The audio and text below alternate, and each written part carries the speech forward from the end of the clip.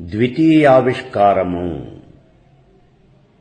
కొన్ని రోజులు ఏ విశేషాలు లేకుండానే గడిచిపోయినాయి. భస్మోద్ధూళితమైనటువంటి మహేశ్వరాంశలాగా మంచు పొరలు పోసుకున్నటువంటి హేమంతం ఆశ్రమ ప్రాంతాలలో వెల్లివిరిసింది. తపోవన పరిసర విస్తారితాలైనటువంటి పచ్చిక బెళ్ల మీద నారాయణాంశ సంక్రమించినట్లుగా శ్యామలత ముదిరింది. చతుర్ముఖ రథ దీప్తులలాగా తెల్ల మబ్బులు ఆశ్రమోపరి భాగాల మీద పరిభ్రమించసాగాయి. మార్గశిర మాసం పౌర్ణమి వచ్చింది. మునీంద్రుడు మాధ్యాహ్నిక స్నానానికి వెళ్లినటువంటి సమయంలో అనసూయామాత ఒంటరిగా ఉంది. ఆమెకు ఆనాడు మనస్సు అంతగా బాగాలేదు. ఆమె తనను తానే సంభాళించుకుంటూ దూరపు వనభూములలోకి చూపులు పొడిగించుకుంటూ అలాగే కూర్చొని ఉంది. హేమంతం వ్యాపించి వనభూమి అంతా హిమ పాండురమై నిండు చూలాలిలాగా ఉంది. నీవారధాన్యపు పంట కంకులతో నిండి పసిపిల్లలను ఆడించేటటువంటి తొలి చూలి బాలింతలలాగా గాలులలో తూగాడుతూ ఉన్నాయి. అడవి పిట్టల కొత్తలతో ఆకాశమంతా పిల్లలు ఉన్నటువంటి ఇంటిలాగా సందడిగా ఉంది. అనసూయామాత ఎంత వద్దు అనుకున్నా ఆమె మనస్సు ఆనాడు ఆమెను బాలదత్తమూర్తి యొక్క సుందర సుకుమారమూర్తి వైపే ఈడ్చుకుపోతోంది. అవును, సరిగ్గా ఇదే రోజు మార్గశీర్ష పౌర్ణమి. ఆనాడు ఆ దత్తమూర్తి అవతరించి సాక్షాత్కరించి అమ్మా అని పిలిచాడు. ఆ పిలుపును తలుచుకుని తను ఈనాడు గుండె చెరువు చేసుకుంటోంది. ఆనాడు తెలివిలేక శిలలాగా నిలబడిపోయింది. స్వామి మళ్లీ వస్తానమ్మా అన్నాడు. ఏడి? ఏళ్ళు ఊళ్ళు కూడా గడిచిపోతూ ఉన్నాయి. ఆ స్వామి ఏడి? ఆ అమృతమయమైనటువంటి పిలుపేది? తనని ఎందరూ అమ్మాని పిలవటం లేదు.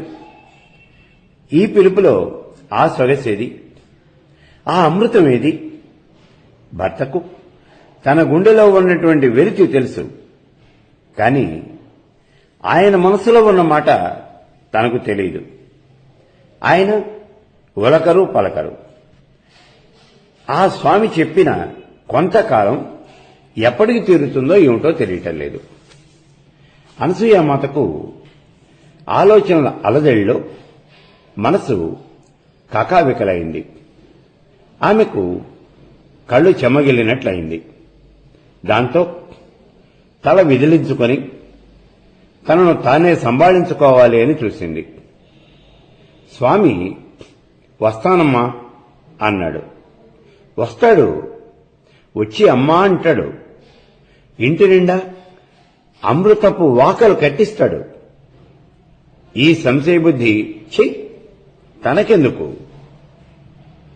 అనసూయమాత తన మనసును తానే గద్దించి మార్పు కోసం ఇంట్లో నుంచి బయటికి నడిచి ముందుకు వచ్చి ఎండలో నిలబడింది.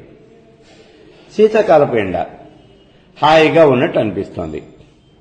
అనసూయమాత మళ్లీ ఆలోచనల వెళ్లో పడబోయింది గాని హాయిగా ఉంది అని అనిపించినటువంటి ఆ ఎండ చెరచెరలాడి చురుక్కుమనిపించటంలో ఆలోచనలో నుంచి బయటికి వచ్చి అబ్బా, నీడలో ఉంటే ఎండ కావాలి అనిపిస్తుంది, ఎండలో ఉంటే నీడ కావాలి అనిపిస్తుంది. ఈ శీతాకాలం యొక్క తీరు అచ్చం సంసారంలాగా ఉంది అనుకుంది. అంతలో ఆశ్రమం యొక్క లేడిపిల్ల ఒకటి చెంగు చెంగున దూకుతూ వచ్చి ఆమె కాళ్ల చుట్టూ తిరిగి మళ్లీ ముందుకు కొంత దూరం పరిగెత్తి మళ్లీ వెనక్కొచ్చి అనసూయామాతను చూడసాగింది.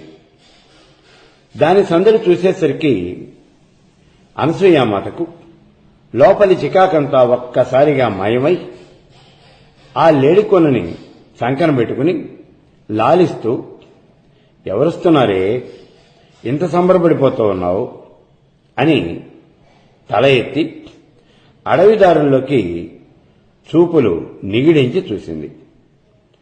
దూరంగా ఎవరో ముగ్గురు మునుకుమారులాగా ఉన్నారు. నీరసంగా నడిచి వస్తూ ఉన్నారు. అస్పష్టంగా ఉన్నటువంటి ఆ ఆకారాలను చూడంగానే ఎందుకో అనసూయమాత యొక్క హృదయం ప్రసన్నమై కలకలా నవ్వింది. మన శాకరుడి పుత్రులా ఏమిటి? ఆమెకు మొదటి ఊహ అలాగే కలిగింది. వాళ్ళైతే ఈ గడ్డాలు జడలు ఎందుకుంటాయి? ఆ ఊహను ఆమె తోసిపుచ్చింది. క్రమంగా వాళ్ళు దగ్గరవుతూ ఉన్నారు. సరిగ్గా తమ ఆశ్రమానికే వస్తూ ఉన్నారు. రాను రాను వాళ్ల ఆకారాలు కూడా స్పష్టపడుతూ ఉన్నాయి. ఆహా, వాళ్ల ముఖాల మీద బ్రహ్మ తేజస్సులు మిరిమిట్లు గొలుపుతూ ఉన్నాయి. అయితే ఏమిటి, ఎవడి వాలకం వాడిదిలాగా ఉంది. మొదటివాడు సన్నగా ఏదేదో జపం చేస్తూ ఉన్నట్లుగా ఉన్నాడు. ఆ ముగ్గురిలోనూ అతని నడక మరింత చురుగ్గా ఉంది. అసలే ఎర్రనివాడు. ఎండలో చాలా దూరం నడిచారు కాబోలు ముఖమంతా కందగడ్డలా ఉంది. సంకలో ఓ పుస్తకాల కట్ట కూడా ఉంది. అతను జపం చేస్తూ ఉన్నది వేదమంత్రాలేమో. జందం ఎడమ చేతి వేళ్లకు చుట్టి కుడి చేతి వేళ్లతో ఏవో లెక్కలు పెడుతూ ఉన్నాడు. మొత్తం మీద ఆ మనిషి ఎంత చురుకో అంత ఛాదస్తుళ్లా ఉన్నాడు. మధ్యవాడి నడకలో రాచరికపు పోకడలు ఉన్నాయి. ముగ్గురు ఆజ్ఞానుబాహులే. కాని మిగిలిన ఇద్దరికన్నా ఇతడు మరింత పొడుగ్గా ఉన్నాడు. కళ్ళు చారడేసి ఉన్నాయి. అచ్చంగా విచ్చినటువంటి పద్మాల్లాగా ప్రకాశిస్తూ ఉన్నాయి. ఆ కళ్లల్లో అద్భుతమైనటువంటి ప్రశాంతి ఉంది. అతడి ప్రతి కదలికలోనూ ఒక టీవీ, ఒక సొగసు, ఒక నేర్పు తలుక్కుమనింటూ ఉన్నాయి. గడ్డాలు మీసాలు పెరిగే ఉన్నాయి. అయితే ఏమిటి, ముఖంలో పసిబాలుడి యొక్క స్వచ్ఛత మాత్రం ఉంది. రంగు మాత్రం కారు నలుపు. అయితే అతని వల్ల ఆ రంగుకే ఒక సొగసు వచ్చినట్లుగా ఉంది. చిత్రమేమిటో గాని ఇతని మెళ్ళో ఒక రత్నహారం, చేతిలో ఒక లీలా కమలం ఉన్నాయి. ఇతనెందుకో మిగిలిన ఇద్దరికన్నా అధికంగా పసివాడులాగా ఉన్నాడు. కాని చేష్టల్లో అలసట ఆవంత కూడా కనిపించడం లేదు. మొత్తానికి అతన్ని చూసిన కొద్దీ హృదయం ప్రశాంతతతో నిండిపోతూ ఉంది. ఇక మూడోవాడు. అతడి అలంకారమే విచిత్రంగా ఉంది. మనిషి నిలువెల్లా చెమటలతో తడిసిపోయి అడుగడుగున చికాకుతో చిందులు వేస్తూ ఉన్నాడు. అయినా తల మీద చుట్టుకున్నటువంటి కొప్పిలో నుంచి కిందికి జారినటువంటి జడల పాయలను మెడ చుట్టూ చుట్టుకుంటున్నాడు. అవి కాక మెడలో ఇంతెంతలా రుద్రాక్షమాలు, దానికి తోడు స్ఫటికాల పేర్లు. ఆ ఎండలో చికాకు కాబోతే ఇంకేముంటుంది. నూటి మీద బెట్టెడు కుంకుమ బొట్టు మాత్రం పెట్టాడు. కట్టిన బట్టల నిండా ఎన్నెన్ని బురద మరకలో. అచ్చంగా అది పులితోల్లాగా కనిపిస్తోంది. ముఖం మీద దివ్యమైనటువంటి తేజస్సుంది. కాని ఎందుకో అతడి ముఖం మాత్రం మొటమొట్లాడుతోంది. మధ్య మధ్యలో మధ్యవాడు అతని వంక చూసి ఏదో చెప్పి చిరునవ్వు నవ్వుతూ ఉన్నాడు. ఇతను చిరాకంతా ఎటుపోతుందో ముఖాన్ని తామర పువ్వులాగా చేసుకుని పకాపకా నవ్వుతూ ఉన్నాడు. ఆ నవ్వును నిదానించి చూస్తే పైకి అతను ఎందుకు అంత చెరుబురులాడుతున్నాడో గాని లోపల మాత్రం అతను ఆనందనిధేను అనిపిస్తోంది. అనసూయామాతకు మళ్లీ శాకలపుత్రులు గుర్తొచ్చారు. ఇప్పుడు ఈ ముగ్గురు చూసినా ఆమె వాళ్లను చూసినట్లే, వాళ్లీ పాటికి ఇలాగే జటావిలకరధారులై కాంతులు ఎగజిమ్ముతూ ఉండేవాళ్లు అని ఆవిడ లోపలే భావిస్తోంది.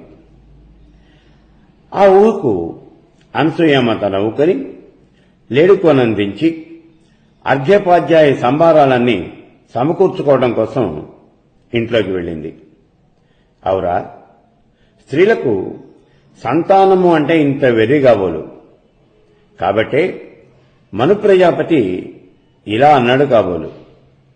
పుత్రులు కావాలి అనేటటువంటి వెర్రిలో నాకు ఈనాడు చూసిన వాళ్లంతా కూడా నా పుత్రులాగానే కనిపిస్తూ ఉన్నారు. అనసూయామాత తనలో తనే ఆలోచించుకుంటూ అర్ఘ్యపాద్యాదులన్నీ కూడా తీసుకుని ఉలిజము పర్ణశాల బయటికి వచ్చేసరికి ఆ ముగ్గురు ముళ్ళు వచ్చి పర్ణశాల స్తంభాలకు చారగిలబడి కూర్చొని ఉన్నారు. ముఖాలు వాడిపోయి వేళ్లాడిపోతూ ఉన్నాయి. కళ్ళు మూతలబడుతూ ఉన్నాయి. పాపం, ఎంత దూరం నుంచి ప్రయాణం చేసి వచ్చారో ఏమో. బిడ్డలు ఎండకు పూర్తిగా మాడి సోలిపోతూ ఉన్నారు. అనసూయామాతకు గుండె నీరై తొట్టుబడుతూ పాద్యం అందించబోయేసరికి వాళ్లలో మూడోవాడు రెండు చేతులు ఎత్తి నమస్కారం చేసి దీనంగా అడిగాడు, మాత నమస్తేస్తూ. ఈ మర్యాదలు, ఈ పూజలు దేవుడెరుగు. ప్రాణాలు కడగటిపోతూ ఉన్నాయి. ఏడీ గృహపతి ఎక్కడున్నాడు? ఇంత భిక్ష పెడతాడో లేదో, లేకపోతే బ్రహ్మహత్యనే మూటగట్టుకోవాలి. అయ్యా గృహపతి, దాదా బ్రాహ్మణం వచ్చాం. అతడు ఆకలికి పరవశుడై బడబడమన్నాడు. మిగిలిన ఇద్దరు ఆమోద సూచకంగా తలలోపి ఆమెకు నమస్కారం చేశారు. అనసూయామాతకు ఒళ్లంతా జలజలించిపోయింది. దూరంగా ఎండలో చూడగా ఈ ముగ్గురు లేత కోణంలాగా కనిపించారు గాని నిజానికి వీళ్ల వయస్సు బాగానే ఉంటుంది. పాపం, దీనులై ఆకలితో ఇలా ఆక్రోశిస్తూ ఉన్నారు. గృహపతి ఇప్పుడే బయటికి వెళ్లాడు. వైశ్యదేవం మాట అలా ఉంచినా వారు రావటానికే ఇంకా చాలా వ్యాధి పడుతుంది. వీళ్లేమో చూస్తే ఉద్వేగ స్వభావుల్లాగా ఉన్నారు. ఇప్పుడు వెనక ముందు చూస్తే ధర్మహాని అనేది జరిగిపోతుంది. అభ్యాగతులు, అతిథులు కృతార్థులు కాకుండా మన ఇల్లు దాటిపోరాదు అని వారిచ్చినటువంటి ఆజ్ఞ నాకుంది. ఇక ఇప్పుడు జంకవలసిన పని లేదు. అనసూయామాత క్షణంలో ఒక నిర్ణయానికి వచ్చింది. వెంటనే చిరునవ్వుతో వినయం దొబ్బుతులాడుతూ ఉండగా ఆమె వాళ్లను చూసి, నాయన్లారా, గృహపతి పాట మీకెందుకు? వంట అయిపోయి సిద్ధంగా ఉంది. ముందుగా కొంచెం ఆహారం స్వీకరించి ఆ పైన రవ్వంత సేద తీరండి. ఆ తర్వాత తక్కిన విషయాలన్నీ చూసుకోవచ్చు. అనసూయామాత మాటల్లో వాత్సల్యం ఉట్టిపడింది. ఈ మాట మొదటి వాడు అందుకున్నాడు. భవతి భద్రమస్తు.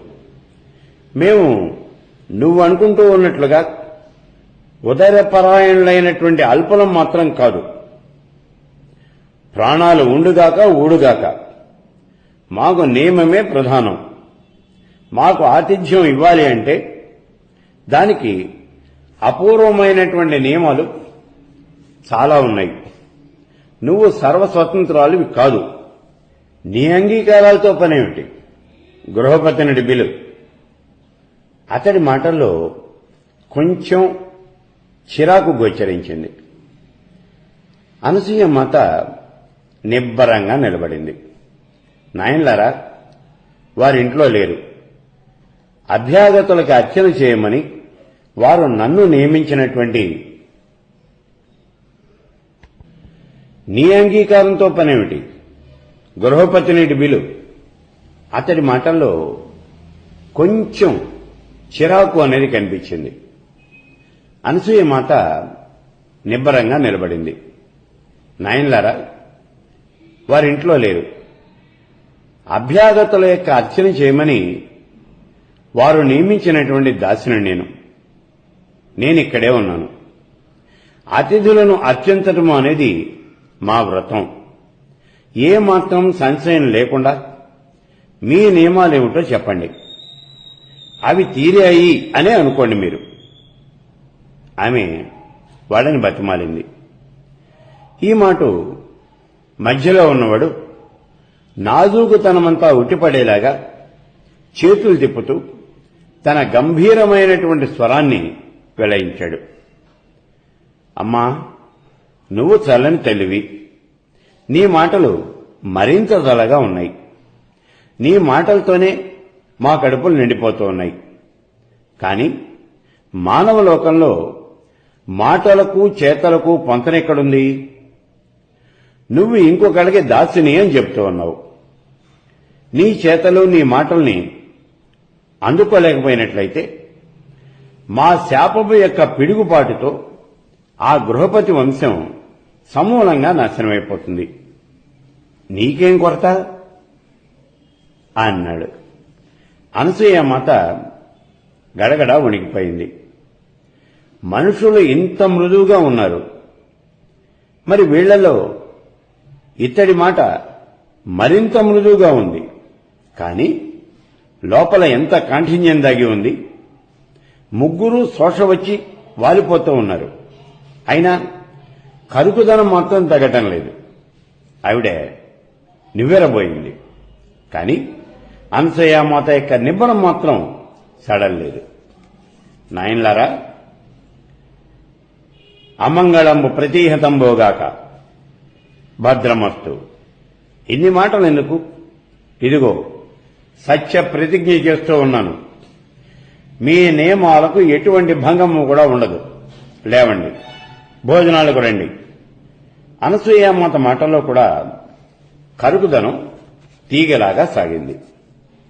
అలా అయితే సరే, నీ ఇష్టం, ముగ్గురు ఏకకంఠంతో అన్నారు. అయ్యా, మీ నియమాలన్నీ ఇప్పుడు చెప్పండి ఆమె అడిగింది.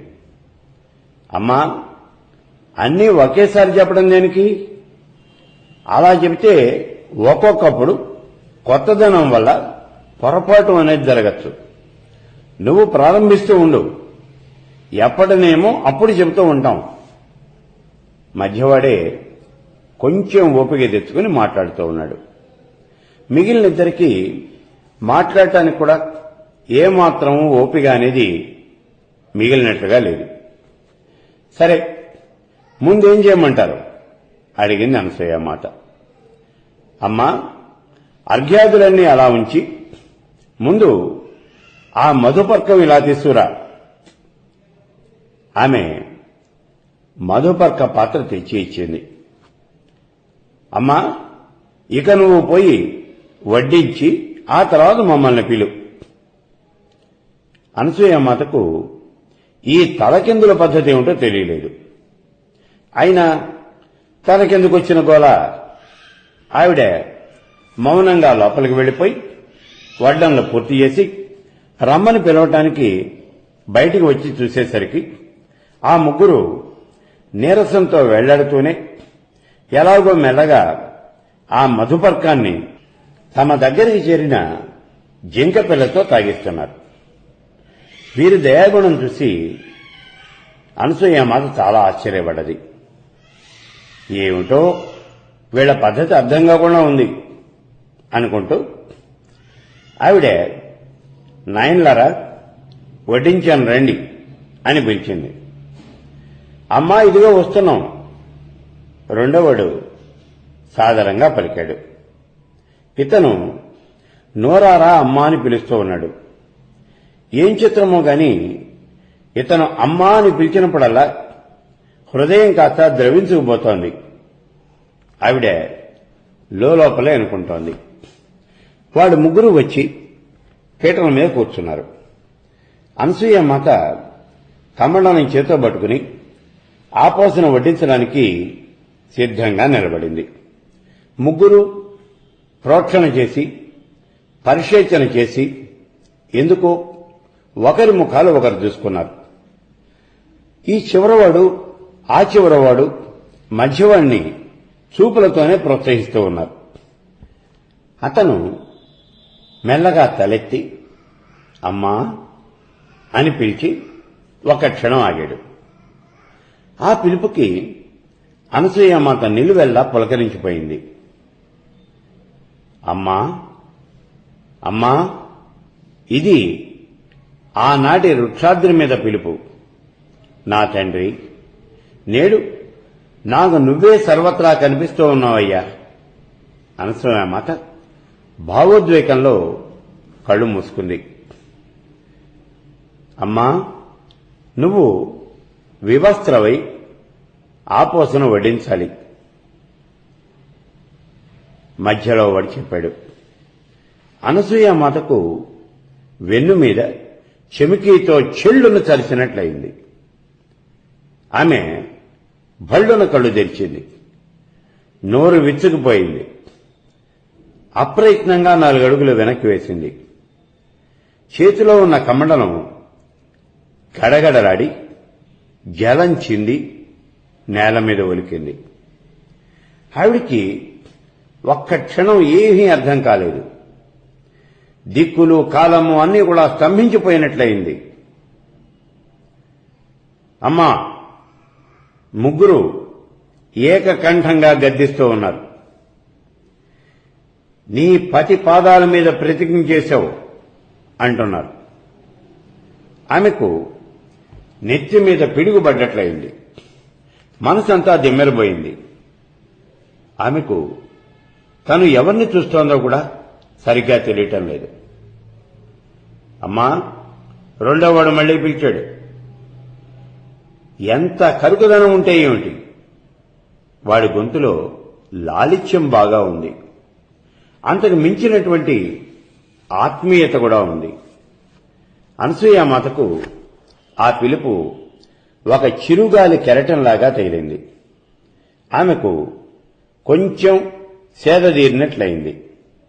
ఆమెకు మళ్లీ బాహ్య స్మృతి వచ్చింది. అంతలోనే అతని మాటలు కొనసాగుతూ ఉన్నాయి. అమ్మా, మరో తెల్లనైనా చూసుకుంటాం. భద్రమస్తు. పీటల మీద నుంచి వాళ్ళు లేవబోతూ ఉన్నారు. ఎంత మృదువుగా ఉన్నా లేవబోతూ ఉన్నప్పుడు అతను ఒక నల్ల తాచులాగా ఉన్నాడు. అనసూయమాతకు పరిస్థితి అర్థమైంది. మాటలకి ఇంకా సమయము అనేది లేదు. ఏం చేయాలి?